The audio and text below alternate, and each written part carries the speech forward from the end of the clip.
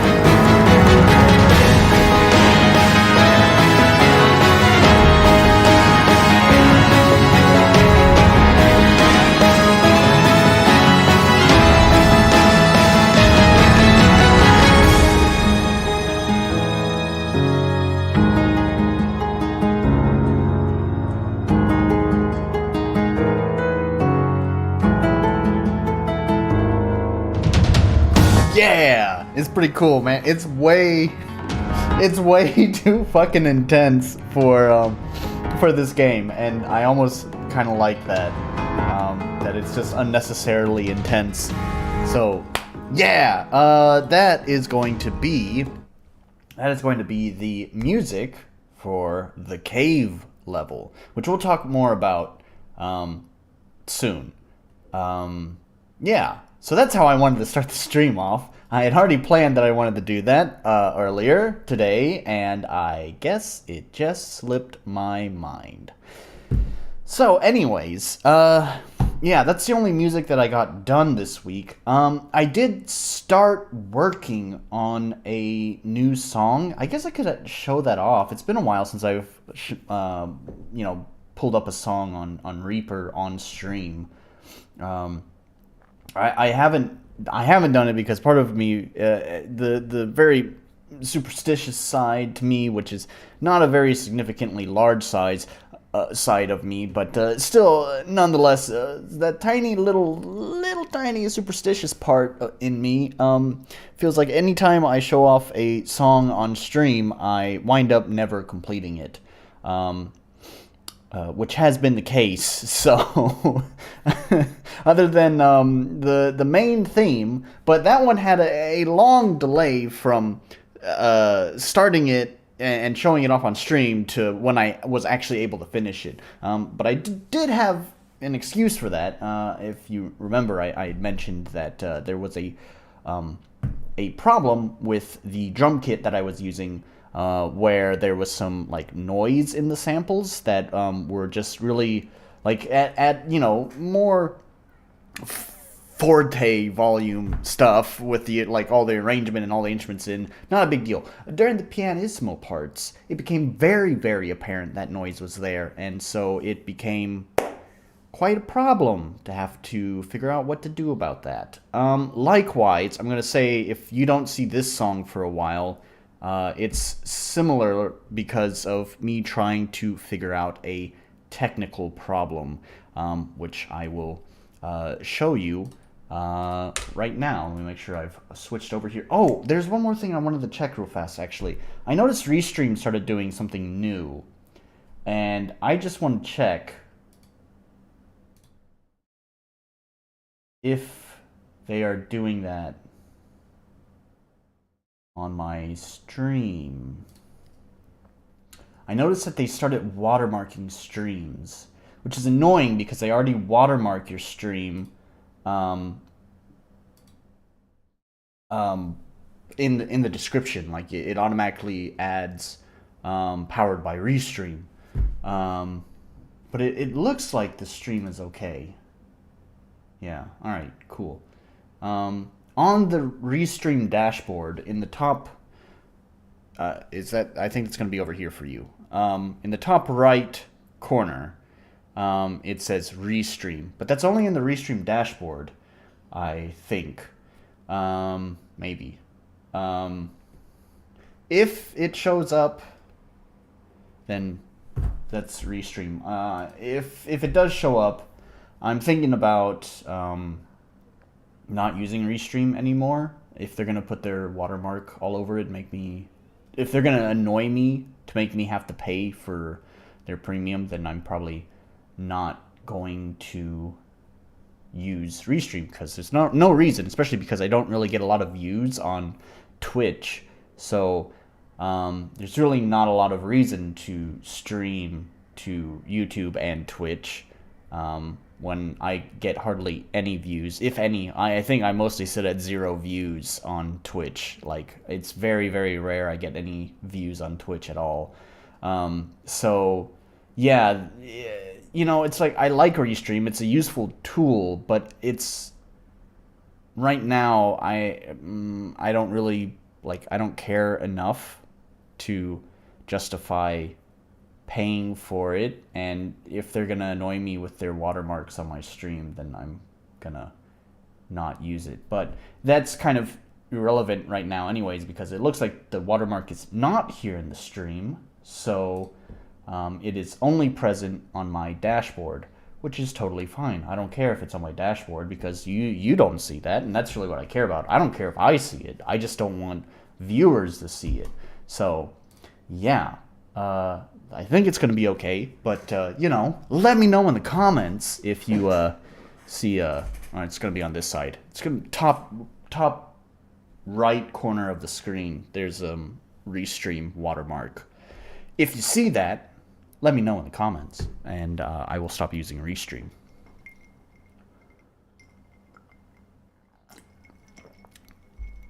So, anyways, yeah, there's not a lot to show off for this song. I don't think it's going to be a very long song, which is kind of what makes it especially annoying that I'm having this technical difficulty, because it doesn't need to have this problem. It really shouldn't. So let's just play what I have. Like I said, it's not a lot. Let's just do that.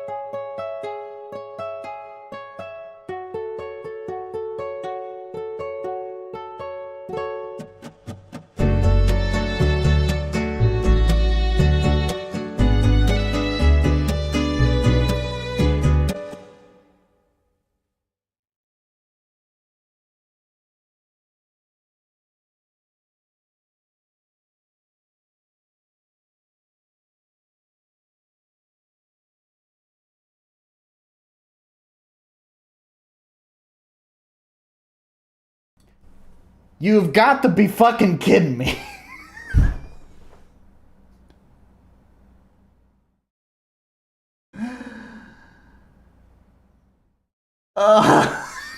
Fucking God.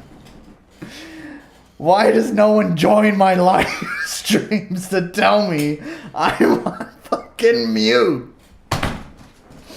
You mean to tell me this whole time I've been ranting and raving about 3/4 time and 4/4 time and software plugins and all this fucking bullshit, and I was on mute?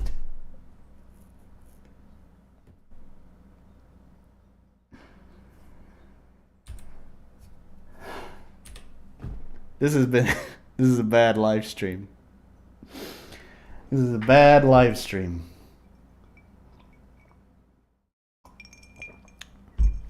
Here I was thinking it's going to be a good night. I'm feeling energetic. I'm feeling great. I'm feeling positive.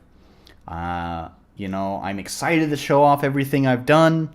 And I was excited to talk about this song here.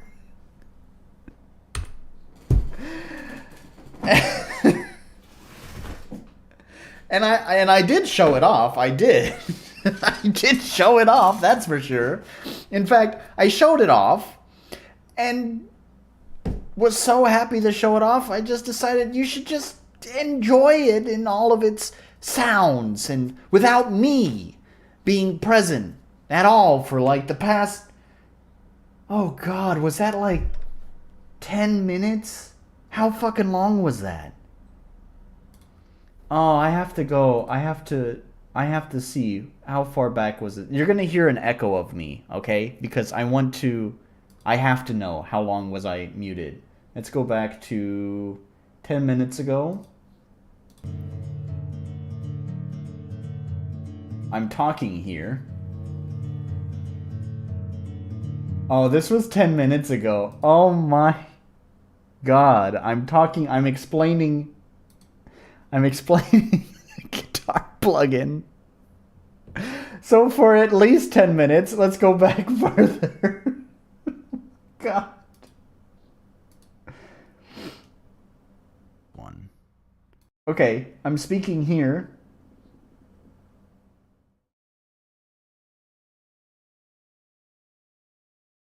Am I?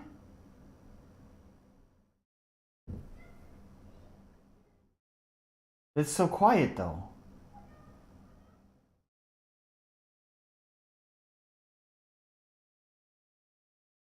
I, I see mouth flaps, but it could just be, I don't know, like I'm making very small mouth flaps. Like, do grandiose. Oh, okay, now I'm really talking, and yeah, there's nothing there. Oh my god. Oh, this is.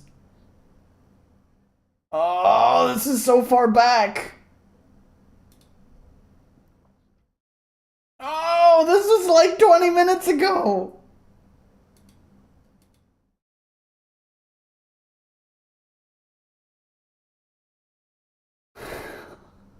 Oh my god, this was 20 minutes ago.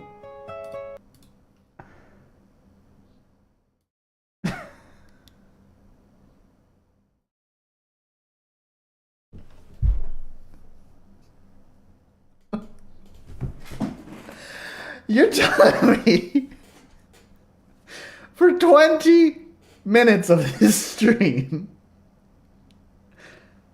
I was on mute. And I'm just over here ranting and raving about this guitar plugin, and I'm just ranting and raving about 3/4 time and 4/4 time and how plugins like this don't like those time signature changes.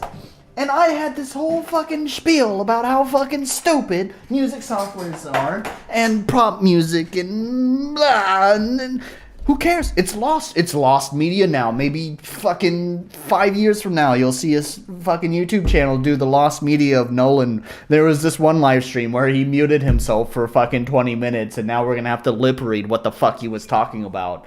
Holy shit! All right. Well, let me give you the cliff notes. Fuck this project. I'll come back to it eventually, but because I wanted to do something fancy here with the 3/4 to 4/4 time change.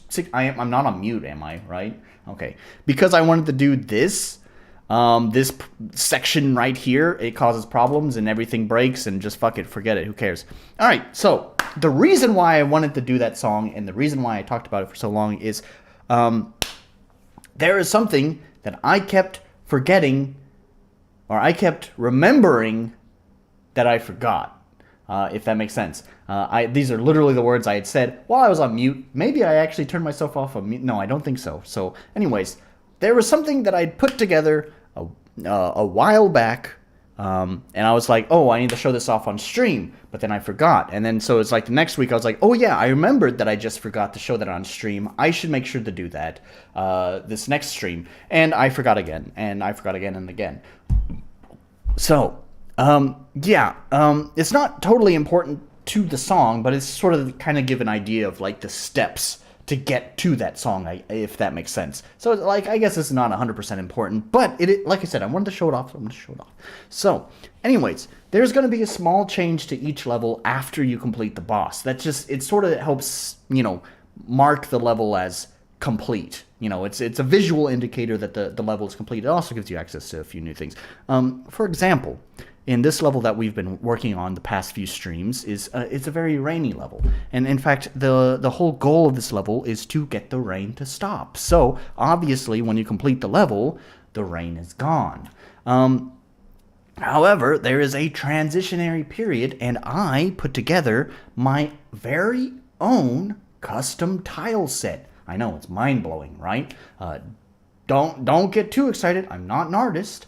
The reason why I was able to put this entire custom tile set together, like a full tile set with like an A, a B, a C, a D, and an E set. Yeah, I know, mind-blowing, right? It is a full tile set, and the reason why I was able to put this full tile set together is because, well, let me just show you. So I can even edit this map. Let's go to edit. And what tile set am I going to use? I'm going to use the End of Reality tile set. Let's switch screens. Let's stop making fuck-ups on the stream. Here we are. So let's switch to the End of Reality tile set and hit OK. And you'll see why I was able to make this tile set all by myself. There we go. That is the tile set. There is a story reason for this. I don't want to spoil it because I would like all of you to experience the story when the game is finished. I do think that it's pretty fucking cool. And it did, if you remember, way back at like one of the first streams, I said it's kind of just being written as I go, and that's still partially true, but it was kind of something that had occurred to me while I was in the middle of writing that I was like, oh, that's really easy to implement into this story that I've been writing as I go, but makes it way fucking cooler and also gives a nice through line. I only had to make some small edits to the way the story goes, and also necessitated this. And so, yeah, I think it's, for such a small and simple game, I think it's pretty fucking cool. So yeah, anyways, there is this new custom tile set. So there's going to be a brief moment when the player switches over to this, and then the map is going to transition, and then it will come, and then it will come back as this, but without the rain and without the dark skies in the background. It will be a nice blue sky, and it'll be all pleasant and stuff. So, yeah, I think it'll be pretty cool. And when it comes back, that's where the lovely little guitar piece that I was showing off that I was so excited for, I muted myself for 20 minutes. So, yeah. So anyways, so let's get into everything else that's gotten done. So there's been a lot of work, that's for sure. I've gotten many of the things I said that needed to get checked off for completing this level. Not all of them got done. I still don't have the intro sequence for when you first arrive to the level. I still don't have that implemented yet. Also, I forgot to mention this last time, but I still haven't actually made this house. You can still see the NPCs just sitting outside. He needs to be moved inside, but there is not an inside that exists right now, so he's just stuck outside in the rain. So I still need to do that. Just before this live stream, like the 30 minutes before going live, I did do all the tiling here along the cliff side, so at least there's some detail along here. So if the player decides to take their boat and kind of cruise along this edge, there will be some detail here. It wouldn't be completely blank. Although there's no reason to fill in all of this. You know, I was thinking like that's a lot of extra space that maybe if this game does well, I don't see that happening. But if it does, you know, there's always a possibility I might decide to make some DLC for it, so I can always use that area for like DLC or something. But anyways, for now, it'll just be left blank. The player won't be able to see any of this over here, so it's fine if it's left blank, just like all of this stuff over here that's left blank. So, excuse me. So, at this point, it is possible now for the player to go from the start of the game to the end of the level. It is now completely possible. If we go to the lighthouse steps, you'll see that if you remember last time I showed off the lighthouse steps, there was like an NPC just standing here. And that's because he gave you the items necessary to open this door. The resilient flames, as I call them, that go to these 3 torches here. But now that the resilient flames have been implemented into the game proper, I don't need a debug NPC there to give them to the player. So, yeah, so now it is actually possible to get all 3 resilient flames, take them to the lighthouse, open the gate to the lighthouse, and fight the final boss of this level. So yeah, you can actually go from beginning of the game to the first boss of the first level. Well, it's not the first level, but of a level. This is the first level that's been completed. So yeah, obviously I got all 3 of these islands done. And so last time I think I had just implemented this island here. I think that was it. I've also implemented another plugin. I actually have had this plugin in my plugin list since basically the start of this game. Sorry to interrupt myself there with a drink. I was just getting thirsty. I've had this plugin in my plugin list since basically the start of this game because I thought it was a really cool plugin. but I was still kind of a little bit too new to plugins to really understand how it worked at the time, and I also didn't have a reason to really use it. I knew I was going to use it at some point, but just wasn't completely sure. Finally, I have done that, so it is a lighting effect plugin that you will see when we go to these caves. And I will show it off. I will show it off on stream. Like I'll like play the game and show off each of these islands. These were, I want to say fun, but also kind of not. Like I liked I liked coming up with ideas for these islands, like what I needed to do. Last time I had mentioned that I knew what I wanted to do for the next island. Like, at last stream, I only had this island implemented, and I was like, well, I know what I want to do for the next island, but I don't know what I want to do for the island after that. Well, spending some time thinking about it, I came up with a pretty fun idea. And thinking of those ideas was fun. I enjoyed that. Scripting the events and getting all the timings right and all that is not really the most exciting part. It's not really the most fun part of this. But I did get that implemented. So here's the other one. This was the island that I already had the idea for. I think it's kind of funny. It has its own comedic moments, but it's also, I think, kind of a tough challenge. So actually, you'll see that you come into the cave, right here, and there's the torch right there, and it's already lit. So you're thinking, oh, I just need to go straight and pick it up. But actually, as you get here, this guy will come in and attack you. And then you'll go through this long gauntlet of multiple fights in a row. So yes, that's what this room is it's a gauntlet of fights. And it's a pretty tough challenge. So the next one, this one took a little while to put together, especially getting the timing just right of the event. So this one was the one that I wasn't sure last time. I said I don't know what I want to do for this one. I had like a vague idea. Like I wanted it to be some sort of like platforming challenge. And originally the vision I had in my head was maybe like a series of like platforms in like a pool of water, and you have to like, it would be like a jumping puzzle, and you'd have to find your way through the jumping puzzle to the torch. But that didn't seem very exciting. But kind of evolving from that idea of, platforming, what does make things a little bit more exciting is having a time pressure. So actually what this room is it's actually a race. So you will come in here and you'll see the torch right there, and you're thinking, oh, I need to get that torch. But when you try to grab it, you'll get knocked off this cliff, and you'll go all the way down to where this crater is right here. And you'll notice this monster hiding back here. And the monster will be down here. And if you are not able to get to the torch before the monster gets back to his hiding hole, then you'll have to do the whole race again. And yes, getting the timing of all of this, like I said, was not fun. So yeah, it's a nice little platforming challenge. And I like this room, actually. I do. It's just it was kind of a nightmare to put together. So, but anyways, so that's all three islands. Those are all three of the necessary islands. You're able to acquire the flames and take them to the lighthouse steps to open the gate, so you can go to the top of the lighthouse.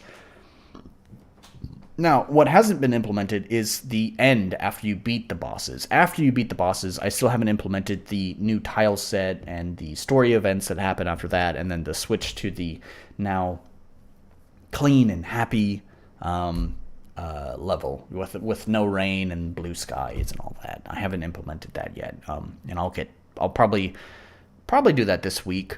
But I don't know. I'm pretty excited with that. With this song here.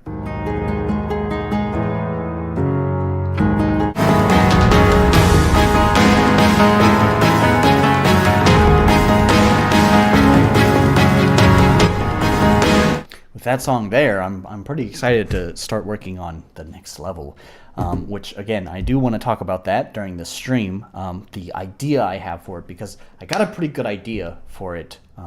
That I think will make it an interesting level. Just like this level had its own interesting gimmick. The one thing that I was worried about with my other two levels is that they would just be like, oh, just yet another RPG cave level. Buh. They needed something to at least make them a little bit interesting to stand out. Now, I think the cave's most interesting gimmick, unfortunately, won't really like become apparent until practically the end of the level, but I do think it's pretty fucking cool. Now, for the forest level, which I guess I'm gonna stick with the fucking forest and its stupid fucking shadow tiles, I have a pretty cool idea for an environmental puzzle that will go throughout the entire level that I think will make it pretty cool as well. I think actually we'll probably put this level to shame. I still love this level, but I've definitely learned a lot in making this level that I think going forward the next 2 levels may have some improvements over this one. Right, so anyways, because I'm excited to implement that new music, I don't know if I will get around to doing the end of this level, but also it'll be pretty cool to be able to actually complete level, get it marked as complete in the game. So I don't know, maybe I will get that done. So we'll have to see how this week goes. What else got done? Yeah, I showed off each of these islands. If we go to the seas themselves, there's a few things. This island, it was already there, implemented. I had to decorate a little bit more. Also, this chest had a bug, and I fixed that now. So weirdly enough, I mentioned this before, it's using the same logic as this chest here. And if you don't remember my stream from, I don't know, a few weeks ago, I mentioned how I'm able to make the camera cut from the player to the chest. And the reason why that's impressive to me is because RPG Maker doesn't really have that as a default option within its click to program settings. There's an option to move the camera, but it's only a panning effect. You cannot cut the camera from one place to another place. It has to pan to that location. You can also only pan in cardinal directions, so you can't do diagonals. You can only go pan up and pan right if you wanted to move the camera to a specific location. That was using some logic that basically just recorded the current player's location. Once it's recorded that information, it will save that location information. Then it's going to turn the player invisible, move the player to where the chest spawns, and because the camera follows wherever the player is, it's moved the camera there. But the player is invisible, so you can't see the player character there.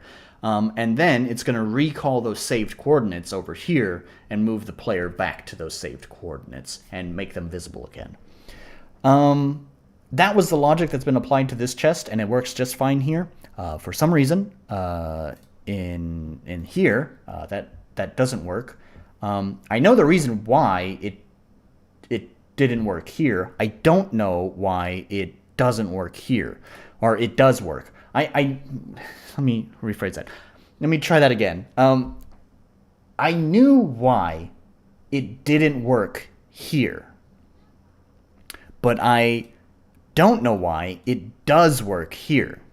So the problem was that the monsters, these monsters, are recording player X and O. Maybe that's why. They're using sandbox values. Is that it? Are all of them using sandbox values? No.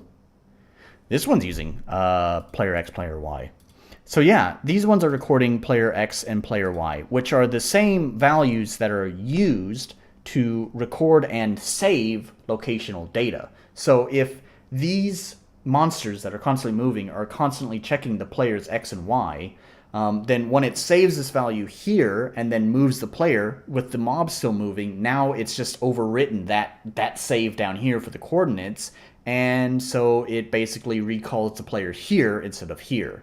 So these two player X, player Y variables, one from the monster, one from the chest, are basically overwriting the same variable, if that makes sense. And that's the reason why it didn't work here. And that's what I'm saying is there are monsters in this map, and it should have the same problem here. now that I'm looking at it, though, these are sandbox. Is this sandbox? That one's sandbox. Are they all sandbox? Because that could be the reason why. Sandbox.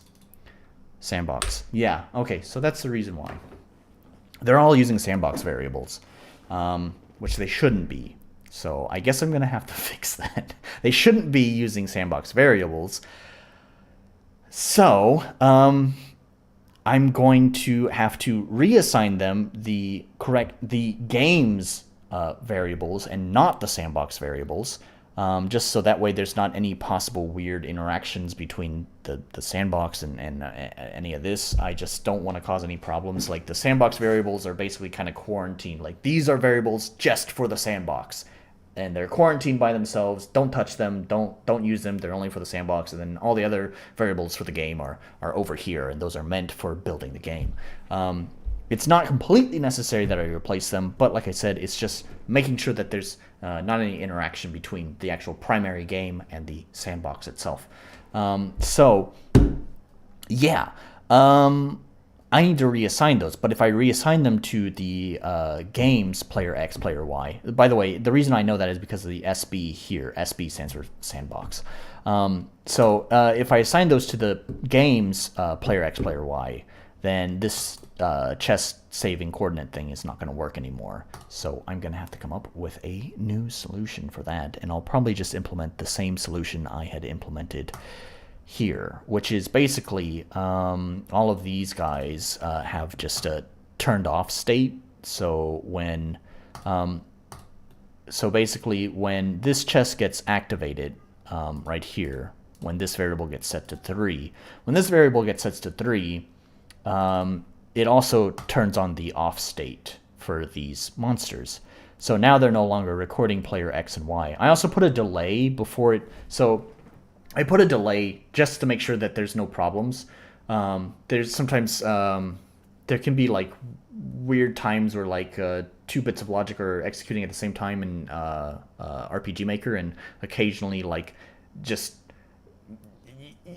Anyways, I'm just buffering things. That's the short of it, just to make sure that for sure everything works. So there's actually it has a short delay after turning off the monsters before it saves the player's X and Y coordinates. So that way there's no chance of the monsters still being turned on while it's trying to save the player's X and Y coordinates and then accidentally overwriting the coordinates while the monster's still on. So anyways, and then once the chest has finished its animation of being spawned in, it just resets the variable back to 0. And that way the monsters will turn back on. And if you're wondering, oh, if it turns off, if it sets to 0 but this is set to 3, then wouldn't that just remove the event? No, because of this self switch right here. It will also at the same time switch over to this one, which no longer requires that variable to be active. So that's probably what I'll do for here. I'll have to do that. While I'm here, I just remembered I have implemented another puzzle. Oh, and also another map. I'll show that in just a moment. Yeah, so I implemented this puzzle here. This was an interesting puzzle. Basically, there's an interaction with this tree here, and by helping this tree out, you'll be able to get access to this chest here. It took a little while to put the whole thing together. Again, it's mostly about just making sure that animations and stuff in the event have the correct timing. It just takes a while to put that stuff together, but yeah, I did that. And then the other thing is this map over here. I completely forgot that this map had just been empty. I was just like exploring this map on my, or just this area on my own, and I went here and I was just like, oh yeah, this map was empty. So obviously now it's been filled out. Before it was like just this path here, and then everything else was just grass. So I have now finished this map. I was a few streams ago, I was wondering what I should do, because my problem was I wanted some sort of obstacle for the player to overcome to get the chest that will be here. I haven't put the chest in yet. And I was thinking that I would use this level's version of a key, which is this chest here, and you use, which is what you get from here. You get a lightning rod, which will summon lightning and destroy an obstacle in the way. But my conundrum was that if the player gets the key here and they decide to go to this area here, then they could use the key to get past the obstacle that I was planning on putting here, and then they would use up that key. But they need that key here. It is necessary to progress. So if they use that key here, then I have to give them a key in this area. But I didn't want to give them a key and the item in this area. It just feels tacky. It just feels, not well thought out. And so that was my conundrum, is like, if they have to use a key to access basically the main part of this level, then I have to give them a key in this part of the level. And it's just, I didn't like that. So what I actually eventually came to the solution to was, I had mentioned that the mid bosses for each level will be replayable in this game. And they also actually drop whatever the key item is for that level. And so if you can get more keys than necessary to complete the level by grinding the mid boss, then it would be possible to take one key item from one level and bring it into another level. And for the forest level, I was thinking of having the key item be portable wind, where basically your key item will allow you to jump large gaps. So that was the solution I came up with, is that you will take a key item from one level and bring it into this level here to be able to cross this. So yeah, that's how that will work. And I'll have to implement similar ideas in other levels, such as since in this level your key item is used to destroy debris, then maybe in the other level, probably the forest level, I would think. No, I guess it would have to be the cave. I don't know. I'll figure that out. But in one of those levels, I'll have to implement some sort of debris that can be cleared out by the lightning rod. And whatever the key item is going to be for the cave, I haven't decided yet. I was thinking of like a portable tremor. I probably wouldn't call it a portable tremor, but it would be able to shake the screen and I guess maybe move a puzzle object from a higher point to a lower point, like shaking it down or something like that. That was the idea I had. I don't know if I want to go with that. The other idea I had was a chisel, and that you would be able to use to create stairs in rocky surfaces. So you'd be able to basically climb up to higher areas using the chisel. So those are the two ideas. I'm not sure which one I'm going to go with. I might even implement both if I'm feeling really crazy. So anyways, yeah, so that's that area and this puzzle, and is there anything else that got done? I'm sure there is. I got a lot done. There's been some balancing stuff too. I did some stuff. I talked about this last time. Oh, my sandbox looks different too. Because as you'll notice on the outskirts, this was the green that was like the grass for the area, and it is like fluorescent green. And when I'm working on the game at like, the godforsaken hours of night, and this whole screen is this shade of green, it like sears my fucking retinas out. So I dark modified my sandbox by using duller colors. So that's why there's a lot of gray here, and this yellow grass. It's not meant to look pretty. It's just meant to make it so it doesn't burn my fucking eyes out. So last time I had talked about implementing like the bad guys here, along with a chest with all the items in the game, and a level up button. So that way I could battle test fighting bosses or enemies at any level with any sort of equipment to check balancing and stuff like that. And I've done that. So I've done a little bit more balancing on the in the combat. One of the things I also think I mentioned last time, I'm going to interrupt myself again. One of the things I mentioned last time as well is that there was a little bit of a frustration with the way how element stacking works on the player. And that was because the player used the same exact elements, or I guess the enemies. The player would receive the exact same element stacks that the player would give to the enemies. And this caused some problems because it was really frustrating. Like, it would make the game feel unfairly difficult if the enemy got lucky and built up even just 3 stacks. Even just 3 stacks of a single element, and it already felt like, well, that's game over right there. If I cannot get rid of these stacks, then I'm fucked. So I had to rebalance this, and I'm probably going to rebalance it some more. It's a very delicate thing that needs to be balanced, because here's the deal. Let me try to explain this. This is the way that I see it. The element stacking is the interesting mechanic of the game.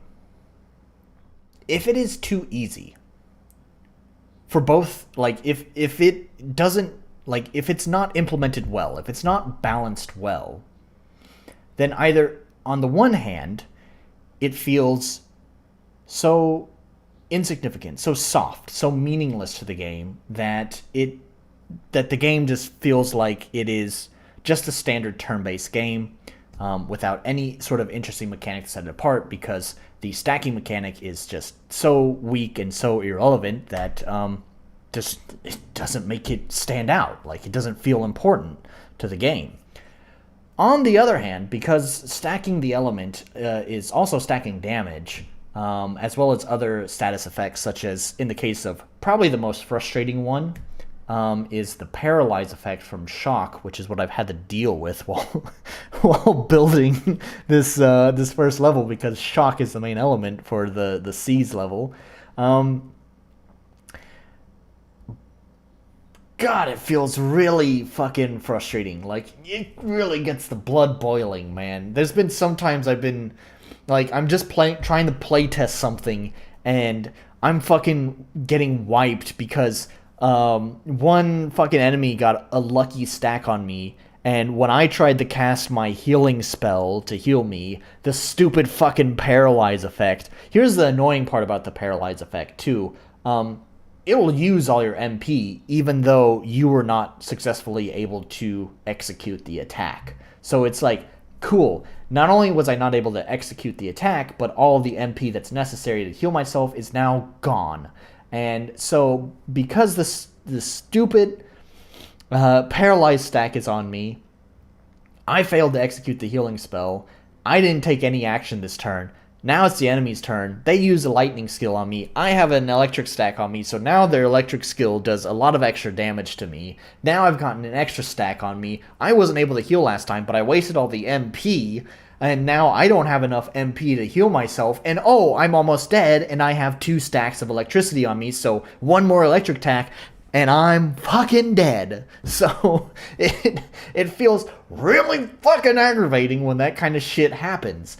And so that's kind of the challenge. Like, on the one hand, I kind of like that it can create that kind of emotional response. I feel like a game that's not getting some sort of emotion out of you is kind of boring. There should be something, excitement, fun, even stress. You know, like, there's moments, I think, that games are memorable. I'm not saying good, but are memorable because of how stressful they are. And so I think having some stress in the game is totally fine. However, that cannot be at the sacrifice of making the game a fucking brick wall and completely unfair to play. So it's a very fine line that needs to be balanced, and I'm noticing that this element stacking thing is going to become a real fucking nightmare to have to fucking balance. So, yeah. I'm going to work on that some more. One thing that I'm considering doing... this whole tangent that got me off track. What I did to kind of solve this, although it has not fixed it. To be clear, this has not fixed the problem, but it has at least softened it a little bit.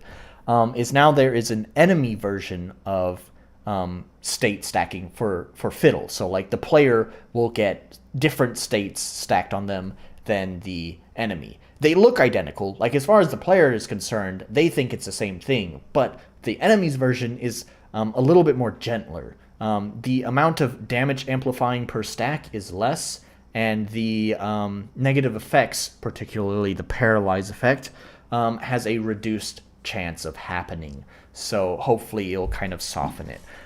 However, like I said, it still hasn't really completely solved it. One of the other things I want to try to adjust the balance of this game, and this is going to negatively affect the player and enemies. So hopefully it will just kind of invert the difficulty rather than like soften it. So if the like I was just demonstrating with my hand. So like right now, if the difficulty is like this, where it's like suddenly it's easy, and then suddenly enemies have like stacks on you, and now it's just like suddenly jumped up in difficulty. I think it may flip that, where like it might feel a little bit frustrating at first, but then as combat goes on, it's gonna feel easier and you'll feel more empowered. So you'll be, depending on how you want to do the hand. So in this case, you want to do like the positive feeling goes this way, because the negative effects are going this way in battle. So yeah. Anyway, let me just try to fucking tell you what instead of using these weird hand demonstrations. Let me just tell you what I want to do. So the way that element stacking works right now is that you start with making it's difficult to apply an element stack. Like right now, you have your base 30% chance of stacking an element. So you are trying your best to try to get that stack on there. Once you have one stack, it increases the chance of applying another stack. So you get one stack on there, and now you like get a 5% increase in the possibility of applying another stack. And because stacks stack, that means each time you stack this element, you're basically multiplying the effect. So the next time you apply a stack, now you're getting a 10% chance. And then you're getting a 15% and a 20% and a 25% bonus. So as you go on, and I think it's actually even higher than that, it might go up to a 50% bonus at the end. It gets easier to apply the stacks. What I want to do is to invert this for both the player and enemy, so that the first stack might be a little bit easier to apply, but getting more and more stacks becomes more and more difficult. So I don't know why I had the upward ramping, like the ramping in difficulty, like becoming more easy. I don't know why I had it that way in the first place, because logically it sounds like most people in most games would probably do it getting more and more difficult as you go on. So I'm not really sure why I decided to do it that way in the first place, but either way, I do think that's probably the better way to go for applying stacks. So I'm going to try that. Maybe I'll try that this week and see how that goes and see if it feels a little bit better. So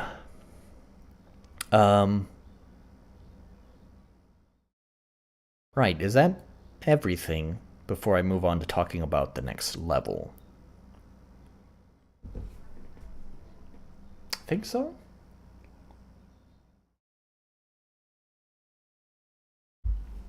Yeah, I think so. So, right, so the next level I'm thinking will be the cave.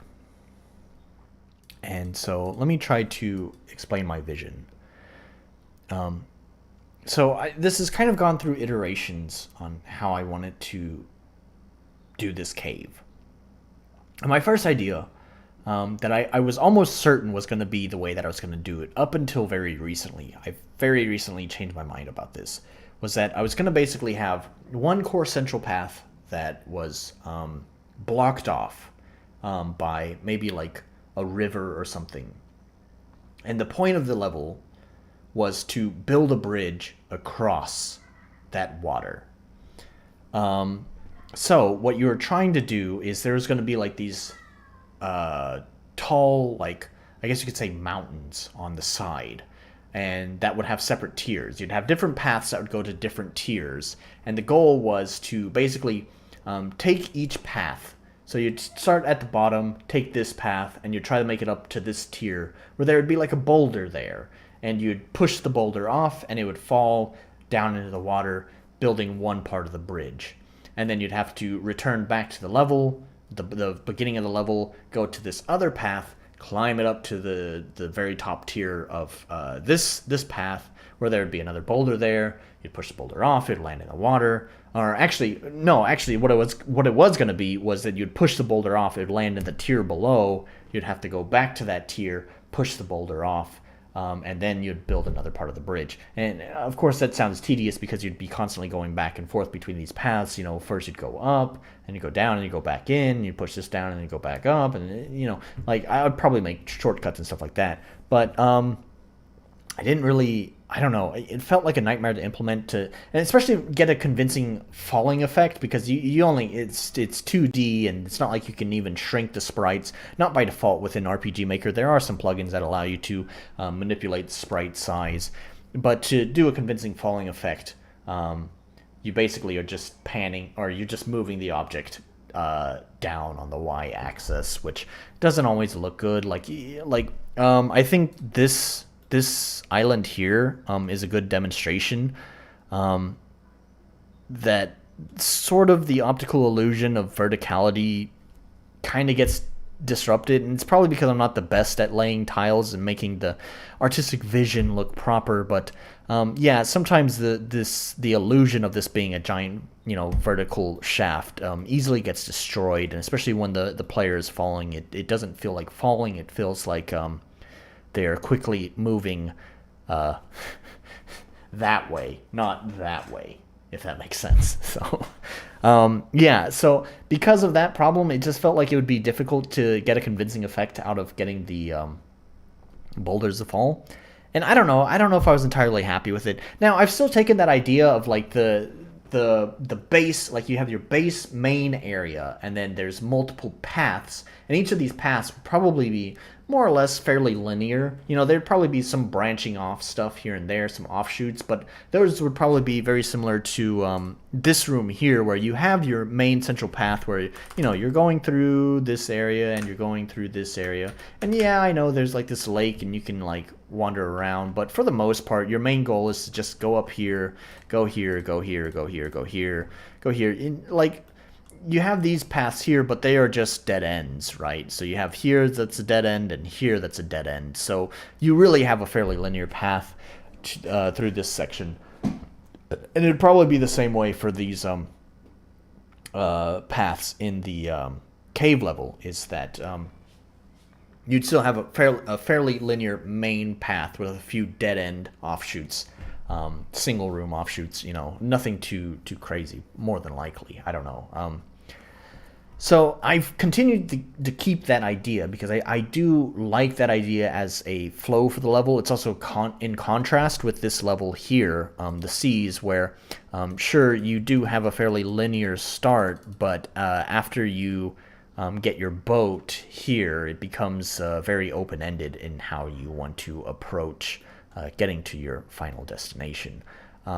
So in a nice contrast to that is having these having options at the start, but you're able to approach them in any order, and like that. That's what options at the start are. Good God, Nolan. But when you make the choice of which path to take, then it becomes fairly linear, which also kind of resonates with the design ethos of this game so far entirely anyways, because that's almost a reflection of like the main town here. You know, you can choose any of these main paths to go down at the beginning, and it doesn't matter which order you do them in, you just have to do them. Well, you don't even have to do them, actually. The plan is that you could just go straight to the final boss if you wanted to, but you're going to die because you're expected to have gear and levels.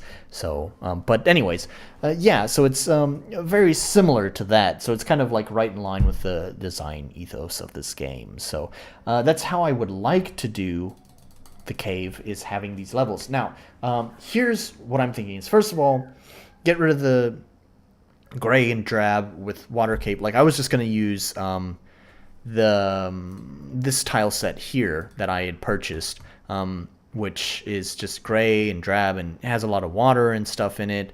And I'm still probably going to use this, but since I put in some work into modifying those art assets to put together this tile set, I'm probably going to do something similar, although maybe not as much work, because this took me for fucking ever to put together. And I was constantly having to edit it as I progressed through building out the level. It's just like, oh, I need this asset, or this asset needs a change, or whatever.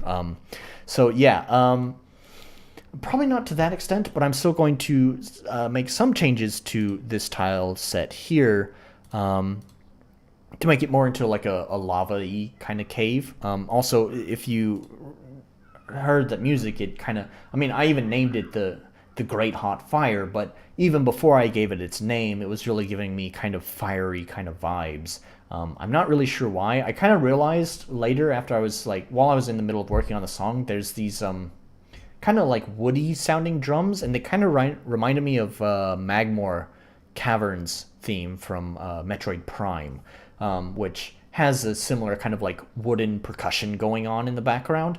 And then also the rhythm, I realized that the rhythm that the wooden drums are taking reminded me of, what is it called? Lava Lava Island? Lava Lava Volcano? I'm not sure, from Paper Mario.